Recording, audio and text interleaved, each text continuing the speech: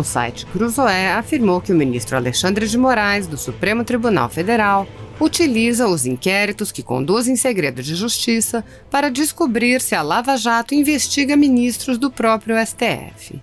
Segundo o site, que afirma ter tido acesso a um dos inquéritos, um desembargador assistente de Moraes requisitou cópia do inquérito que mencionava que o apelido amigo do meu pai se referia a Toffoli, tendo sido prontamente atendido.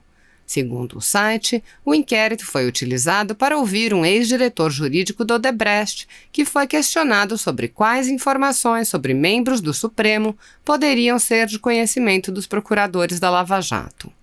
O depoimento teria sido imediatamente enviado ao ministro Alexandre de Moraes. O inquérito teria sido utilizado da mesma forma para ouvir outras pessoas envolvidas na Lava Jato, inclusive um auditor fiscal da Receita Federal e o empresário Jacó Barata Filho. Após as revelações, o senador Lazier Martins avaliou: Supremo em causa própria. Segundo reportagem da revista Cruzoé, o inquérito das fake news foi usado pelos homens de Alexandre de Moraes para apurar clandestinamente se a Lava Jato tinha ministros do STF na mira. Nesse contexto, ele conclamou: parece que alguns ministros não têm limites. O Supremo precisa ser reformado. O deputado Daniel Silveira, aliado do presidente Jair Bolsonaro, repercutiu o caso. Revista aponta que o inquérito do fim do mundo, instaurado por Alexandre de Moraes, tinha como objetivo descobrir segredos da Operação Lava Jato sobre Toffoli.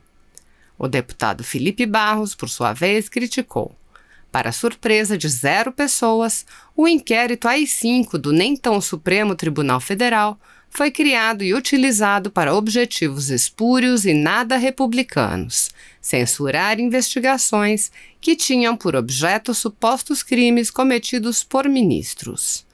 O diretor jurídico do Instituto Nacional de Advocacia, advogado Pierre Lourenço, fez uma grave admoestação. Os inquéritos das fake news e dos atos antidemocráticos escondem em seus nomes uma tentativa clara de censura, perseguição política e ataque à democracia por parte de alguns ministros do STF, onde nem na época do império do regime militar tivemos pessoas tão autoritárias no poder. A organização não governamental internacional Transparência Internacional Brasil, especializada em promover a transparência e o combate à corrupção, aquilatou: instaurado de ofício pelo então presidente do STF, Dias Toffoli, o inquérito das fake news foi usado para acessar secretamente investigações em que aparecia seu próprio nome. O inquérito é um dos atos mais autoritários do Supremo desde a redemocratização do Brasil. Por seu turno, Fábio Talhari, advogado, professor e editor da revista Vida Destra, pontuou: o inquérito é ilegal e inconstitucional, e esse uso indevido dele é muito grave. A deputada Bia Kicis reproduziu o texto da matéria. Um dos piores capítulos da história do Supremo, a pretexto de proteger a corte e a democracia, acabou por avançar sobre o livre funcionamento das instituições. Virou um instrumento de autoproteção, não apenas contra ameaças de militantes voluntariosos, como o discurso oficial fazia crer, mas também para que as excelências soubessem de antemão se estavam expostas a riscos de outra ordem. No ensejo, o filósofo Olavo de Carvalho repercutiu em suas redes sociais um comentário de Sarita Coelho a respeito do caso. A turma que apoiou a perseguição política a conservadores por meio de um inquérito ilegal está arrependida? Obrigada, senhor presidente. Cumprimento o professor César Dario Mariano por sua explanação. Professor, um dos meus objetos de pesquisa na universidade é justamente a diferenciação, né, de atos de fala.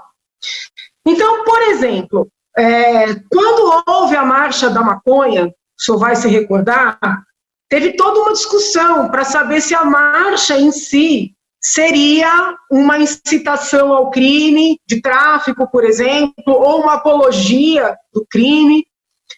E o Supremo se debruçou sobre a discussão e decidiu que a Marcha da Maconha, né, seria decorrência do direito fundamental à livre expressão, à manifestação e assim por diante.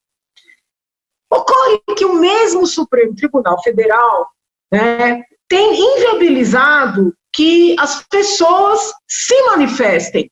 Então, eu queria ouvir do senhor, porque, vamos lá, uma coisa é alguém pegar em armas, alguém juntar um grupo para invadir o Supremo, para invadir o Congresso, para fechar, por exemplo, a Assembleia Legislativa. Agora, o mesmo país que convive tranquilamente, né, com a defesa da descriminalização das drogas, da legalização das drogas, da legalização do aborto, há pensadores que defendem até legalizar o aborto tardio, ou seja, que são ideias, né, que agradam uma parcela da população, desagradam outra. Então, o mesmo Supremo que defende essas ideias todas, não admite que haja um grupo, ainda que pequeno, né, um grupo que eu tenho criticado, que entende, por exemplo, que o ideal seria ter uma intervenção, não é nem militar, hein? Porque quem olha no detalhe sabe que esse pequeno grupo não defende intervenção militar, eles são críticos dos militares. Mas uma intervenção popular, por exemplo, né? Se essas pessoas não estão fazendo nada de efetivo para impor esse seu pensamento, estão apenas se manifestando, é correto o Supremo chamar esta manifestação do pensamento, né, de uma manifestação antidemocrática? Como é que a gente pode conviver com um Supremo que elege o que é uma manifestação democrática e o que é uma manifestação antidemocrática, né? Esse é o primeiro ponto. O segundo ponto que me preocupa, como consequência dessa movimentação toda do Supremo Tribunal Federal, é que nós acabemos por criar na população um temor de criticar, né? Se nós olharmos o nascedouro desse inquérito do Supremo, verificaremos não só que a revista Cruzoé foi censurada, mas que auditores que ousaram, né, dentro de um grupo de trabalho, investigar movimentações financeiras dos próprios ministros, foram alvo, no início desse inquérito, que procuradores da República, né, que ousaram, né, falar favoravelmente, por exemplo, ao impeachment do ministro A ou do ministro B, e impeachment é instrumento constitucional, também foram, de alguma maneira, ventilados nesse inquérito. Então, assim, começou assim, né, com os auditores, os procuradores, com a revista Cruzoé. E, de repente, pessoas que colocaram uma hashtag Supremo Tribunal Federal Vergonha Nacional passaram a sofrer buscas e apreensões. É compatível com o Supremo, que sempre defendeu liberdade de manifestação, utilizar toda a sua força, né, contra críticos, ainda que sejam críticos sem razão, ainda que sejam críticos contundentes, né? Então, eu queria perguntar para o senhor. O senhor fez uma ponderação com relação à petição da AGU. Eu li também a petição da AGU e eu interpretei, com todo respeito, de forma um pouco diferente da que o senhor abordou. O senhor disse que o AGU teria criticado, teria dito que não há uma norma para retirada de conteúdos. Pelo que eu entendi da peça, professor, foi o seguinte: ele reconhece a existência da norma para a retirada de conteúdo, mas não para a retirada do perfil. Ele diz o seguinte, que a análise para a retirada do conteúdo tem que ser feita a posteriori. Então, tem lá um conteúdo muito ofensivo, um conteúdo abusivo, um conteúdo ameaçador, né, de instigação, aí não só pode, como deve ser retirado. A crítica feita pela AGU, a ponderação, pelo menos eu entendi assim, é da retirada de perfis. Então, eu queria ouvir o senhor, né, não precisa falar sobre o caso concreto, mas o senhor entende que existe respaldo para retirar perfis de pessoas existentes, perfis... Eu vou fechar, presidente. Então, eu queria ouvi-lo sobre este ponto. Aí, a depender do número de colegas inscritos, eu vejo se eu posso fazer mais perguntas. Obrigada, presidente. Vamos, então, partir, acredito que eu esteja com a palavra. Vamos partir, então, para as indagações muito inteligentes da doutora Janaína, que eu admiro já há muito tempo, inclusive, já quando eu fiz o meu mestrado, fiz um pouquinho tarde, já estudava os textos da senhora, muito bem escritos. Vamos falar da questão da marcha da maconha. Realmente os tempos mudaram. Lembra que eu falei do subjetivismo do intérprete? Nós tínhamos no Supremo Tribunal Federal, há anos atrás, ministros que tinham um outro ideal, uma outra ideologia. E a ideologia, ela marca a interpretação das normas. Tribunal de Justiça de São Paulo, nós temos desembargadores muito mais conservadores do que desembargadores progressistas. Se nós pegássemos aquela composição do Supremo Tribunal Federal, antes dessa, com certeza a marcha da maconha não teria sido liberada. Por quê? Por causa do subjetivismo da interpretação, do Dasein desses ministros. Hoje eles têm um Dasein totalmente diferenciado, então eles fazem uma interpretação diferenciada. O que me chama a atenção, e a senhora colocou com muita clareza, é se a diferenciação que se faz de liberar a marcha para maconha, querendo ou não, tanto que esse dispositivo foi numa ação direta de inconstitucionalidade, 33, parágrafo 2º, salvo engano, que fala de induzir ao uso de drogas, ele foi interpretado, foi dada uma interpretação segundo a Constituição, para permitir esse tipo de situação.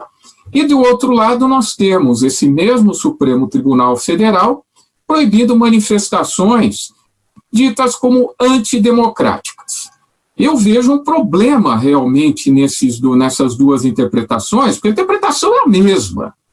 A pessoa pode chegar no Supremo Tribunal Federal, desde que não esteja com armas, que não empregue violência, grave ameaça, pode. A pessoa até pode falar, olha, eu quero uma intervenção constitucional e fazer uma interpretação do artigo 144, de que seria o Exército a pessoa que poderia controlar uma situação desse tipo. É uma interpretação jurídica. O que não se pode pedir é uma intervenção pura e simples pela arma, que aí nós teríamos um golpe de Estado, uma revolução, a depender se nós vamos alterar ou não a Constituição. Mas esse tipo de manifestação é uma manifestação democrática, não vi problema nenhum. Talvez o que nós poderíamos, vai depender do intérprete, do subjetivismo do intérprete, foi aquele lançamento de fogos em cima do Supremo Tribunal Federal, que aquilo poderia ser interpretado como uma ameaça, né? Olha, tá vendo? Isso aí é algo simbólico, nós estamos dizendo que nós poderíamos metralhar ou explodir o Supremo Tribunal Federal.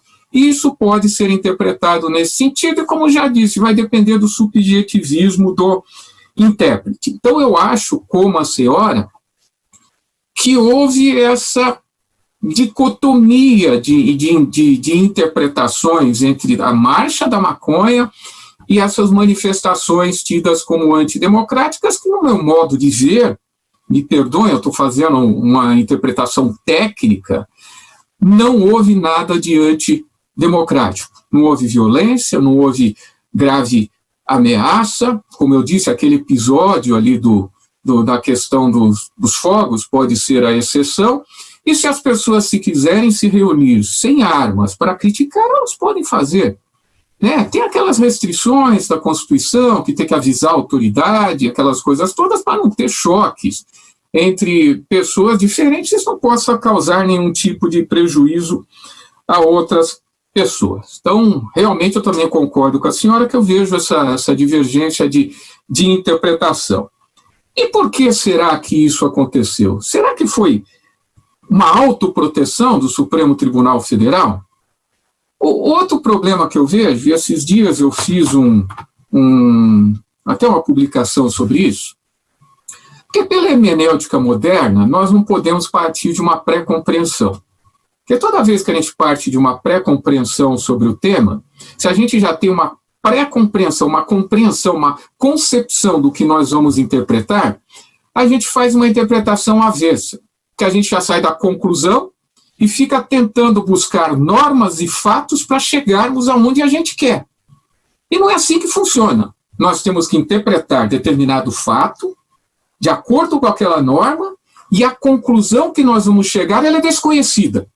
Porque depois de nós utilizarmos todos os métodos de interpretação, sejam os métodos mais conservadores, sejam os métodos mais modernos, a conclusão que nós vamos chegar é desconhecida. Nós não vamos saber qual é a conclusão. Se nós já saímos dessa conclusão e queremos interpretar as normas e fatos para que a nossa tese seja completada, essa interpretação está equivocada. Você sai do justo e razoável e você passa por uma interpretação equivocada que não está sendo feita de acordo com os métodos. Porque toda interpretação é essa, olha, tem uma determinada norma. Entra. Eu faço diversos daí porque toda vez que sai, a senhora sabe que eu tenho livros escritos, eu tenho que atualizar meus livros. Então eu pego aquela norma e falo, e agora, né? Como que eu vou interpretar essa norma? E começo a fazer a interpretação de acordo com todos os métodos existentes para chegar a uma determinada conclusão. A conclusão que eu vou chegar, eu não sei qual é. Se a gente pega um fato e essa norma, vai ser a mesma, é assim que se julga. O magistrado já não pode chegar e falar, não, o cara é culpado, então eu vou buscar provas para que eu declare a culpa dele. Não pode. Isso é uma interpretação equivocada. Parece que às vezes isso daí está sendo feito, que se busca essa interpretação para quê? Para que aquela tese, o ato é antidemocrático. Então vamos buscar normas, vamos fazer essa interpretação para chegar à conclusão que o ato é antidemocrático. Não sei se é isso que está acontecendo. Mas pode ser uma interpretação que é feita às avessas. Isso também leva, muitas vezes, a gente com medo de crítica. Eu sou muito sincero. Eu estou aqui medindo as minhas palavras. Eu estou medindo as minhas palavras. Porque eu tenho medo de cair no Conselho Nacional do Ministério Público. Eu tenho, na minha corregedoria, o pessoal eles são extremamente rigorosos, mas eu sei como eles pensam, eu não sei como pensam os membros do Conselho Nacional do Ministério Público. Eu tenho medo de extrapolar, de falar alguma coisa, alguém me representar e eu for ter que responder perante o Conselho Nacional do Ministério Público. Em algumas situações até um pouquinho, vamos dizer, mais contundentes, e já havia uma representação no Supremo Tribunal Federal. Então a gente tem que tomar cuidado hoje que a gente fala, isso para a democracia é péssimo. É péssimo. Porque nós temos de ter a livre manifestação, de falarmos o que quisermos, desde que a gente não ultrapasse aquela linha tênue. Agora a gente fica com medo, fala, meu Deus do céu, o que eu vou falar? Eu vou ficar medindo o que eu estou falando para ver se eu ultrapasso a linha tênue? A gente fica com essa situação, com esse medo, porque a gente às vezes não tem a menor questão, a gente não quer ofender ninguém. Ele está narrando o fato, está criticando, está expondo tese jurídica, a gente fica com esse receio. Nós que somos operadores do direito e que conhecemos o direito. E a pessoa que não conhece? Olha a situação que ela fica. Isso para a democracia é terrível, porque a época das eleições nós vamos ficar com medo de criticar, vão ter de debate de ideias. Então isso é péssimo para a democracia. Esse medo que está sendo instaurado por questão das chamadas fake news, isso é péssimo. Por isso que há um projeto de lei, ele foi aprovado já no Senado, mas ele tem dispositivos muito interessantes e tem dispositivos extremamente preocupantes, porque vai se deixar na mão da rede social, da mensageria privada, dizer o que pode ser publicado e o que não pode. Eles têm um subjetivismo tão grande que eles podem, isso daqui vai publicar, isso daqui não vai publicar. Se é uma rede social muito mais voltada à ideologia de esquerda, o que for de direita não publica. O que for de esquerda publica tudo, e pode ser o contrário. Então, você deixar subjetivismo, porque vai ser uma decisão cautelar dada pelo provedor por meio de verificadores independentes. Isso é péssimo também. Né? Então, há coisas interessantes, maior controle, a possibilidade de você retirar determinadas publicações sem ordem judicial, mas tem que ser melhor pensado nisso daí para não se deixar na mão e o monopólio da informação ficar nas mãos de provedores ou de redes sociais que muitas vezes nem brasileiros são. Eles são americanos, são de outros lugares, a maioria são todos americanos e às vezes eles nem se sujeitam à nossa jurisdição em algumas situações. É até difícil a gente fazer com que eles cumpram. Essa legislação vai trazer situações específicas, dizendo que tem que ter representante aqui, mas é perigosa essa legislação, ela merece uma análise mais detalhada.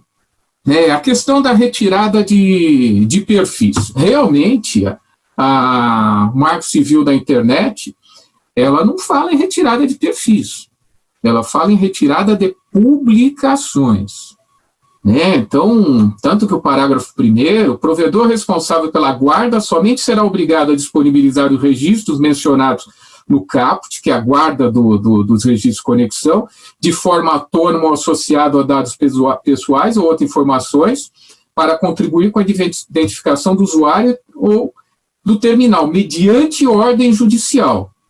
Aí fala o seguinte, que o conteúdo das comunicações privadas só poderá ser disponibilizado mediante ordem judicial, nas hipóteses na forma que estabeleceram dispostos nos incisos 2 e 3. Então, há possibilidade de nós retirarmos, de inclusive, esses provedores de internet serem responsabilizados se eles não retirarem as publicações e não os perfis. Isso daí a doutora Janaína tem total razão também. Eu acho que respondi, se precisar, estou à disposição. As duas coisas, senhor presidente, o meu agradecimento pela participação do professor, pela gentileza, a generosidade de dividir conosco seus conhecimentos.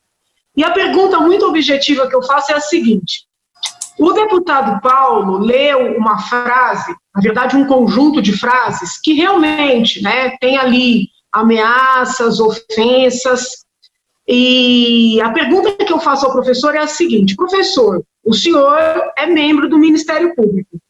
Se aquelas frases ofensivas e ameaçadoras tivessem sido dirigidas ao senhor, o senhor se sentiria confortável para funcionar como representante do Ministério Público nos autos do inquérito ou do processo instaurado contra a pessoa que proferiu aquelas frases? Eu vou além, o senhor poderia funcionar como representante do Ministério Público nos autos referentes a quaisquer medidas penais promovidas em face da pessoa que proferiu aquelas frases? É essa pergunta, senhor presidente, com os meus agradecimentos mais profundos ao professor. Professora Janaína, eu fico tranquilo em responder, vou responder porque eu já publiquei isso daí, eu já disse que esse inquérito judicial, ele tem diversas ilegalidades, e uma delas é o investigador ser ao mesmo tempo vítima. Nós sabemos que dentro do processo penal, isso daí se acontece, nós somos parte interessada nisso, não é nem suspeição, é impedimento, que é algo objetivo. A pessoa não pode funcionar. Se eu sou ameaçado, como que eu vou processar a pessoa que me ameaçou? Não existe. Isso daí dentro do processo penal não existe. Quem ler os meus artigos, as minhas manifestações, as minhas lives, vai verificar que eu trago uma série de situações que eu elenco quais as ilegalidades existentes nesse inquérito judicial, começando pela distribuição, que foi uma distribuição dirigida, o fato desse artigo 43 do Regimento Interno do Supremo Tribunal Federal, que é de 1988, não ter sido recepcionado pela ordem vigente, o fato de não haver intervenção do Ministério Público, foi alijado das investigações, o Ministério Público é o titular da ação penal pública, então ele não pode ser alijado, não pode existir prova secreta para o Ministério Público. O fato de muitas vezes esse inquérito judicial, ele ser secreto e não sigiloso, tanto que os próprios advogados não têm acesso, violando a própria súmula vinculante 14 do Supremo Tribunal Federal. Quer dizer, são diversas críticas que eu faço, críticas técnicas que eu faço no que tange a isso. E uma delas é essa, que a vítima não pode de maneira nenhuma julgar. A vítima não pode ser o investigador. A vítima, no caso, não é apenas um ministro em si, é a instituição, já que muitas vezes vários ministros do Supremo Tribunal Federal, eles são investigados. Pode-se dizer o seguinte, olha, mas peraí, quem vai oferecer ação depois vai ser um outro juiz, vai ser um outro promotor, mas qual que é a última instância para se analisar recursos? Não é o próprio Supremo Tribunal Federal? Outra coisa também que eu falo é que hoje nós temos o artigo, salvo engano, que é o artigo 3º-B do Código de Processo Penal, que traz dentro do nosso direito objetivo o sistema acusatório de processo. Esse artigo, por força de liminar, ele está suspenso, porque ele está dentro do capítulo que trata do juiz de garantias, mas não é o artigo que é questionado, a questão do juiz de garantia ele acabou indo no bolo. Eu pergunto, né, e a senhora como estudiosa do direito, todos nós sabemos que quando uma liminar é cassada, esse efeito é ex tunc, ele retroage. Vai ser colocado na situação anterior que existia. E a situação anterior, nós vamos ter dispositivo legal dizendo que o juiz não pode investigar, é vedada. Como que vai ficar esse inquérito judicial se ele vai ser fulminado desde o nascedouro dele? O Supremo vai modular essa decisão e dizer, isso vale para todos, menos para o nosso inquérito. Me parece razoável. Então, tem diversas irregularidades. Uma dessas irregularidades é que a senhora falou. Tá? Então, eu sinto confortável para falar, porque eu estou fazendo uma crítica de algo que todo mundo sabe, todo mundo critica. Então, é uma situação até, a gente fica até com um certo receio de falar, mas como eu estou numa casa de leis, numa CPI, eu acredito que eu tenha a possibilidade de falar isso daí. Espero ter respondido a sua questão.